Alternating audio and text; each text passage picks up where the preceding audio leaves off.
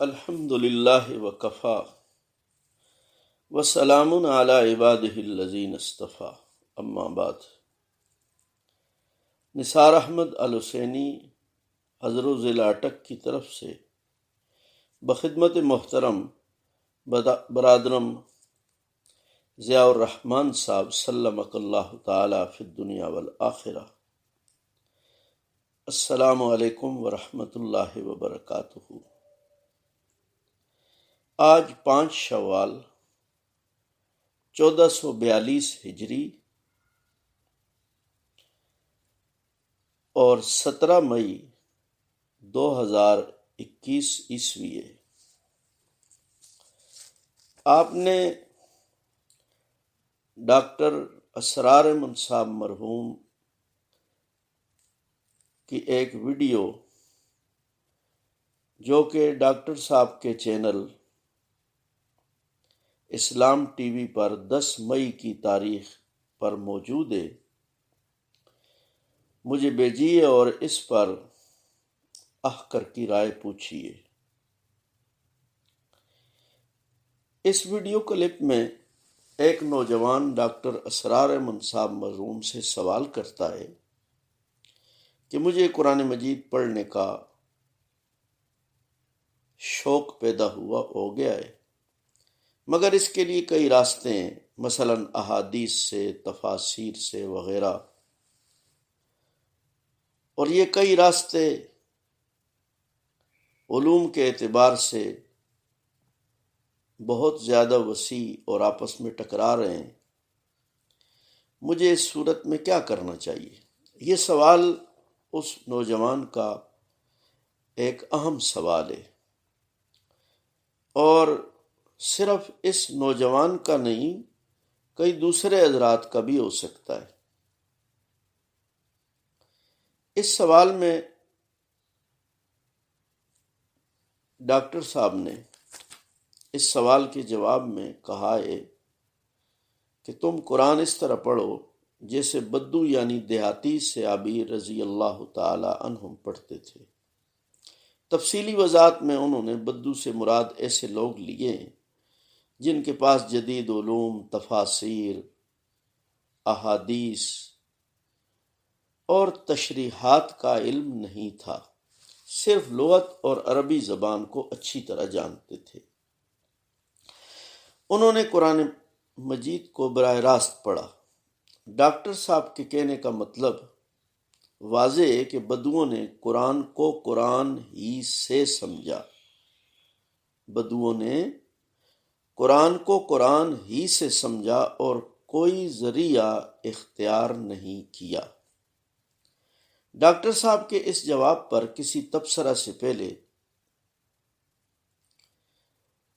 2 باتوں کی وضاحت ضروری سمجھتا ہوں۔ ایک یہ ہے کہ بدو سے کیا مراد ہے، اور دوسرا دور صحابہ کے بدو کیا خصوصیات رکھتے تھے۔ بدو سے مراد دیہاتی ہے جو شہری زندگی کے رہن سہن کے تکلفات سے دور سادہ زندگی گزارتا ہے۔ بدو سے مراد اجڑ، ان پڑھ اور بد تہذیب نہیں۔ اجڑ، ان پڑھ اور بد اخلاق تو شہر میں بھی ہو سکتا ہے، اس کے لیے شہر اور دیہات کا کوئی فرق نہیں ہوتا۔ اسی طرح امی سے مراد بھی ان پڑھ، اجڑ اور بد تہذیب نہیں ہوتا۔ امی اسے کہتے ہیں جس نے کسی سے لکھنا پڑھنا سیکھا نہ ہو، چاہے خود کتنا ذہین، تہذیب یافتہ اور ہنرمند ہو۔ آپ دیکھ لیں، ہر دور اور ہر زمانہ میں کئی امی ہنرمند شاعر اور ادیب گزرے ہیں۔ دور صحابہ کے بدوؤں سے بھی مراد سائنس، ٹیکنالوجی وغیرہ علوم سے نابلد ہونا مراد نہیں۔ ان علوم سے تو اس وقت کے شعری بھی نابلد تھے۔ مکہ مکرمہ میں گنتی کے چند لوگ لکھنا جانتے تھے، حالانکہ وہ شہری تھے، اور جن جدید سائنسی علوم کا اب بازار گرم ہے وہ تو اس وقت تھے ہی نہیں۔ اس لیے اس دور میں شہری اور دیہاتی میں فرق تجارت و معیشت اور رہن سہن کا تھا، قدیم و جدید علوم کی باس ہی نہیں تھی۔ دوسری بات یہ ہے کہ اس دور کے بدوؤں کی کیا خصوصیات تھیں۔ زمانہ رسالت مآب صلی اللہ علیہ وسلم کے بدو 3 خصوصیات سے متصف تھے۔ ایک یہ کہ یہ لوگ عربی زبان کو اس طرح جانتے تھے جیسے کسی زبان کے جاننے سمجھنے کا حق ہے، بلکہ شہروں کی گہما گہمی سے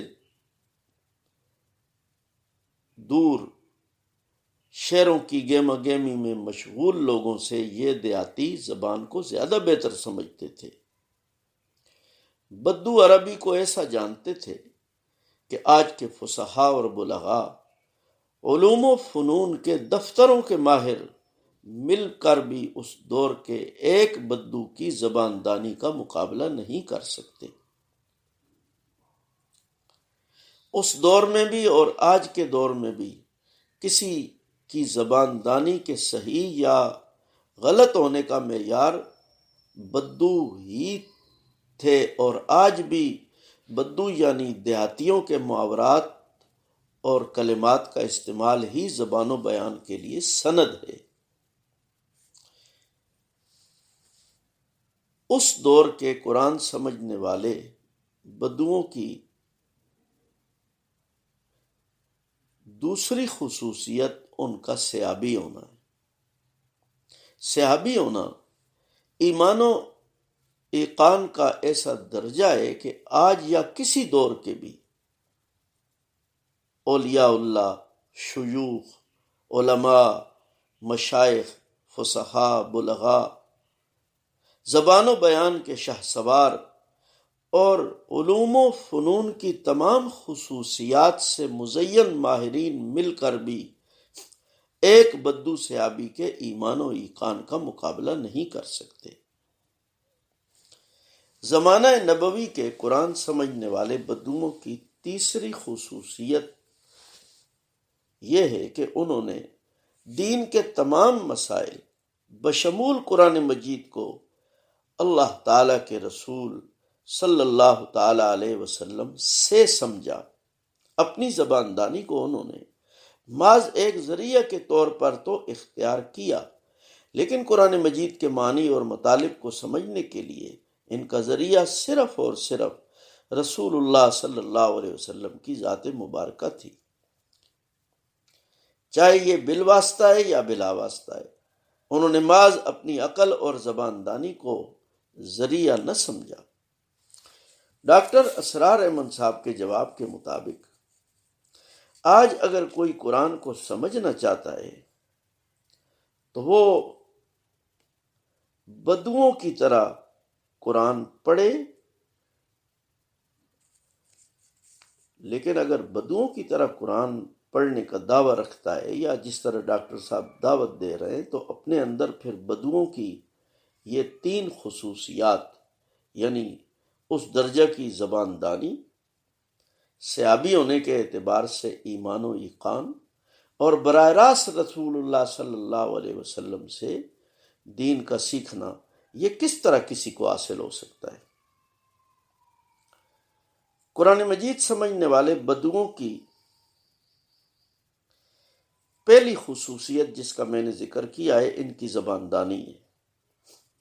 عربی کو جیسا بدو جانتے تھے، آج کے ماہرین اس کا عشر عشیر تک نہیں پہنچ سکتے۔ قدر سمجھ بوجھ جس سے قرآن مجید کے معانی تک پہنچا جا سکے، اس کے لیے بھی عربی لغت کے علوم کو جاننا ضروری ہے۔ عربیت کے لیے صرف، نحو، اشتقاق، لغت اور بلاغت 5 علوم کا کچھ نہ کچھ حصہ جاننا ہوگا، ورنہ عربی کے ایک جملہ تک بھی براہ راست رسائی نہیں ہو سکتی۔ اسی طرح دور رسالت مآب صلی اللہ علیہ وسلم کے یہ بدو صحابہ رضی اللہ عنہم جو دوسری خصوصیت رکھتے تھے، ان کا صحابی ہونا ہے۔ صحابی کے ایمان و ایقان کے مقام تک پہنچنا اب ناممکن ہے۔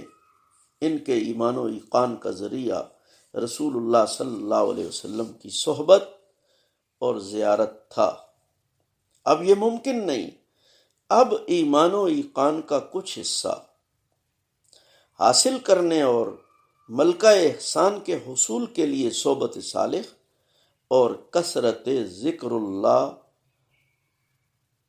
کے بغیر چارہ کار نہیں۔ کثرت ذکر اللہ سے مراد صحبت صالح یعنی شیخ کامل کی سرپرستی میں عملی مشق اور محنت سے سلوک طے کرنا ہے، اور یہ قرآن مجید کا حکم بھی ہے، یا ایھا الذین آمنوا اتقوا اللہ وکونوا مع الصادقین فاسألوا اہل الذکر ان کنتم لا تعلمون۔ یہ آیات اسی چیز کی دعوت دے رہے ہیں۔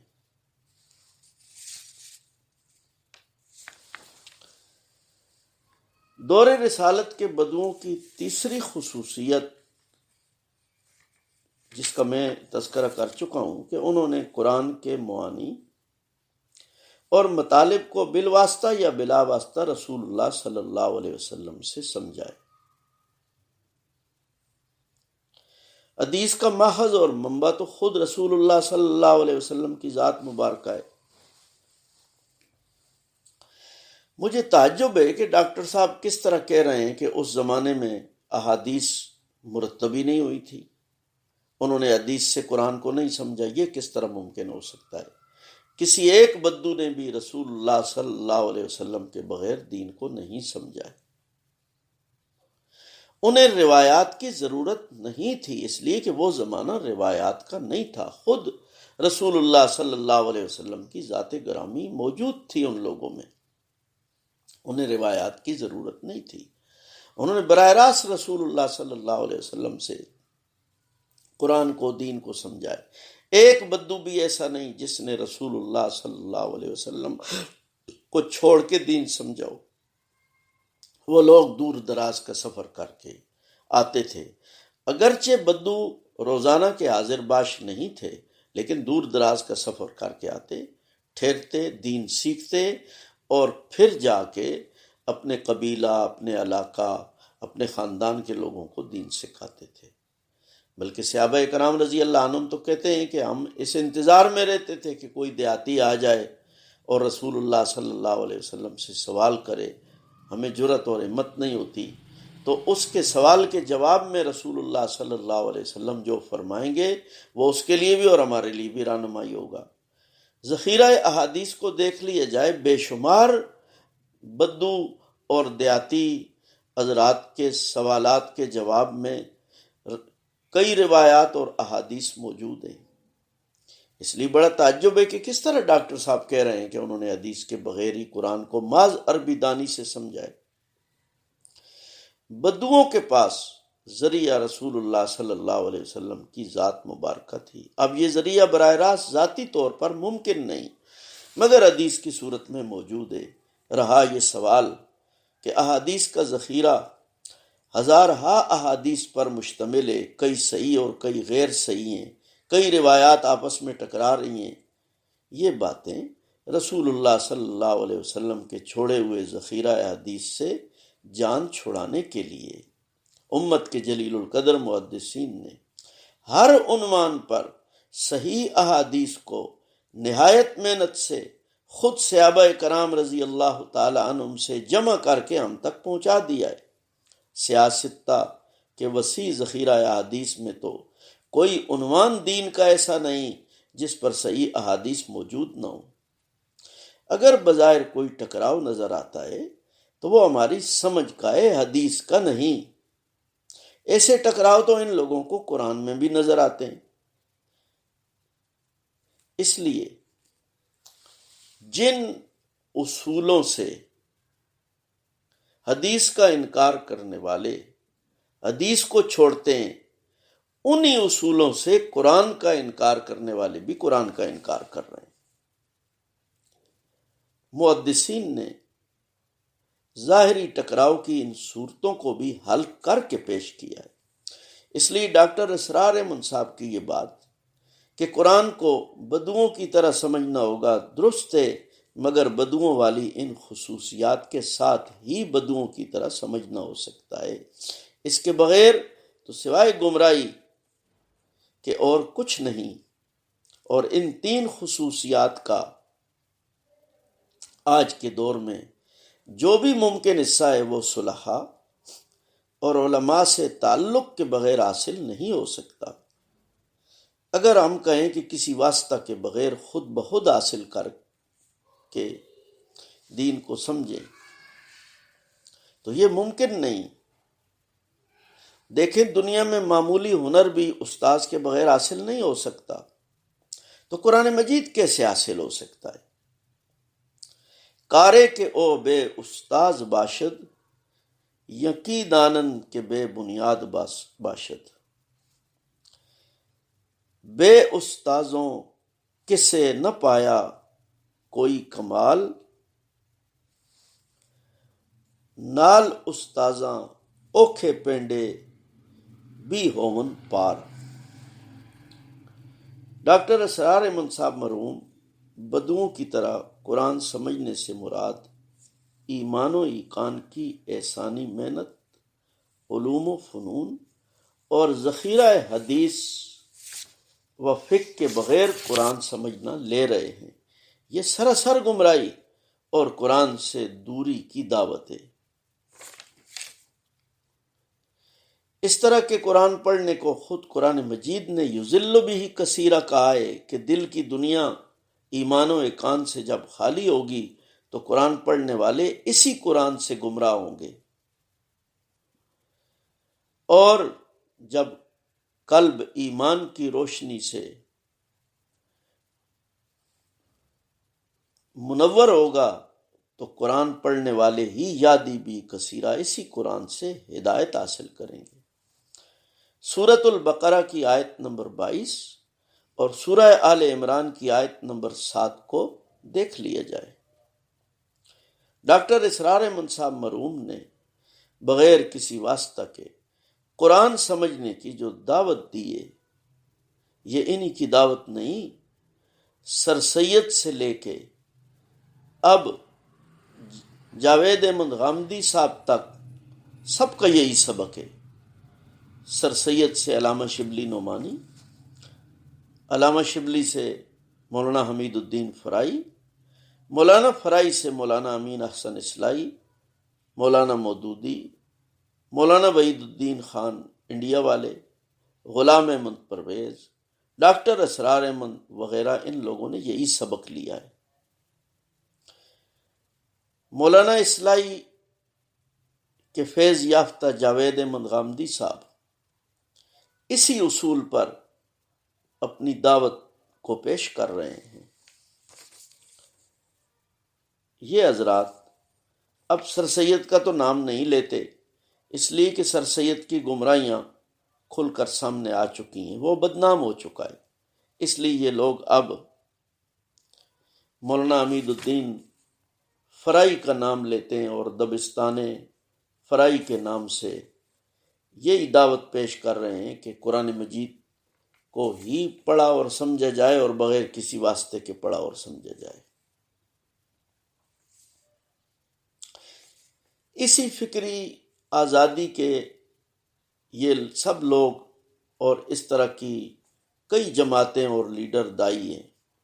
ندوۃ العلماء کی فضا بھی اسی فکری آزادی سے مسموم رہی ہے۔ یہ تو خوش قسمتی سے مولانا سید سلیمان ندوی کا حکیم الامت مولانا محمد اشرف علی تھانوی رحمہ اللہ سے تعلق پیدا ہوا، مولانا سید ابو الحسن علی ندوی رحمہ اللہ کو مولانا محمد الیاس کاندلوی رحمہ اللہ کا قرب حاصل ہوا، شیخ التفسیر مولانا احمد علی لاہوری اور مولانا شاہ عبد القادر رائے پوری رحمہ اللہ کے قدموں میں مولانا علی میاں صاحب کو بیٹھنے کا موقع ملا تو ندوہ کی فضا میں اصلاح کی کوشش شروع ہوئی۔ اصلاح کی یہ کوشش، اس فضا کو پوری طرح تو یہ حضرات تبدیل نہ کر سکے، لیکن کچھ نہ کچھ ضرور ہوتا رہا، مگر اس کی بنیاد وہی سر سید کا فلسفہ ہے جسے مولانا فرائی نے اپنے حلقہ میں پھیلایا ہے۔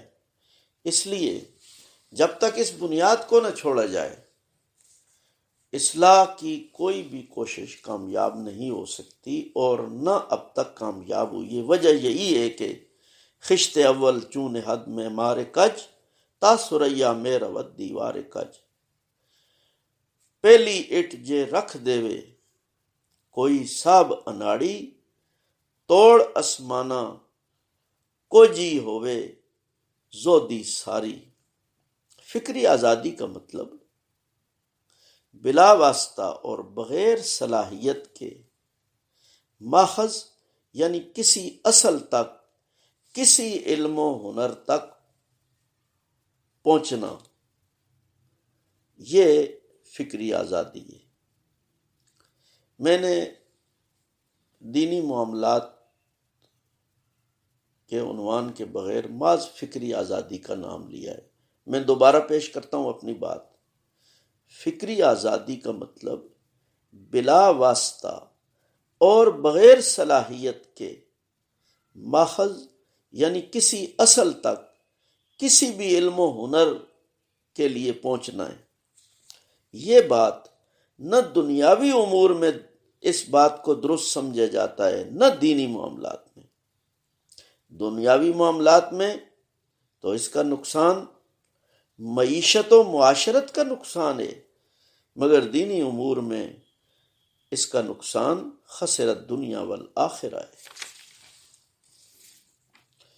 فکری آزادی کا مقصد خیر القرون سے اب تک 1400 سالہ دینی محنت سے صرف نظر کرنا ہی نہیں، اس 1400 سالہ محنت اور داعیان دین، ائمہ و صلحاء امت کو فتنہ اور گمراہی باور کراتے ہوئے ان کی نفرت کا بیج بونا ہے۔ یہودی ایجنسیوں کی اس محنت کا نتیجہ 3 مرحلوں میں سامنے آتا ہے۔ پہلے مرحلہ میں قرآن مجید سے براہ راست استفادہ کے نام پر خود قرآن سمجھنے کا دعویٰ کرتے ہوئے قرآن مجید سے دوری پیدا کرنا ہے۔ دوسرے مرحلہ میں دین کو ذاتی پرائیویٹ مسئلہ سمجھتے ہوئے اور معیشت و معاشرت میں مرضی کی زندگی گزارنے کا ذہن پیدا کرنا ہے کہ دین محض نام کی حد تک رہے اور کہیں کہیں نکاح اور جنازہ تک بس۔ اور تیسرے مرحلہ میں نام اور جنازہ بھی ختم ہو جاتا ہے۔ یہ 3 مرحلے ایک نسل، ایک پشت میں ہوں یا 3 پشتوں میں دنیا کے مسلمانوں کی فکری ساخت اور معاشرت میں اب بھی دیکھے جا سکتے ہیں۔ یہی ہو رہا ہے۔ ہمارے جو لوگ دیہاتی زندگی گزارنے والے، پکے مسلمان، اچھے دیندار، اپنی معیشت کے لیے یورپ کے ماحول میں گئے، کسی بے دینی کے ماحول میں گئے، وہ یہاں سے عادتاً نماز روزے کے پابند تھے، وہاں بھی پابند رہے، گھروں میں بھی انہوں نے کوشش کی، لیکن ان کی جو دوسری نسل تھی وہ نکاح جنازے تک کی رہی، اور اب جو تیسری نسل ہے وہ تو نام کے حد تک بھی نہیں، انہوں نے اپنے نام بھی تبدیل کر لیے، اور مذہب کو وہ ذاتی مسئلہ بھی نہیں سمجھتے، بلکہ وہ تو یہ سمجھتے ہیں مذہب کی ضرورت ہی نہیں۔ یہ نتیجہ ہے فکری آزادی کا۔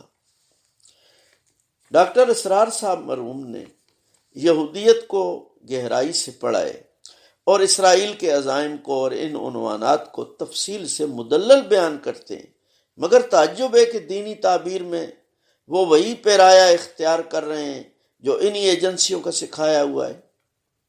فکری آزادی کی فضا دین کی بہکانی کے لیے پھیلائی جاتی ہے۔ ڈاکٹر اسرار منصاب مرحوم کے اس ویڈیو کلپ پر کر کے اس تبصرہ کا خلاصہ بھی یہی ہے کہ قرآن مجید یا دین کا کوئی بھی حصہ علماء صلحاء سے تعلق کے بغیر سمجھنا اور اس کی اصل مراد تک پہنچنا یہ ممکن نہیں۔ اللہ تعالی احکر کو اور سب مسلمانوں کو یہ تعلق نصیب فرمائے، آمین۔ وآخر دعوانا ان الحمد للہ رب العالمین، والصلاة والسلام علی سیدنا و مولانا محمد وعلی آلہ واصحابہ اجمعین، والسلام علیکم ورحمۃ اللہ وبرکاتہ۔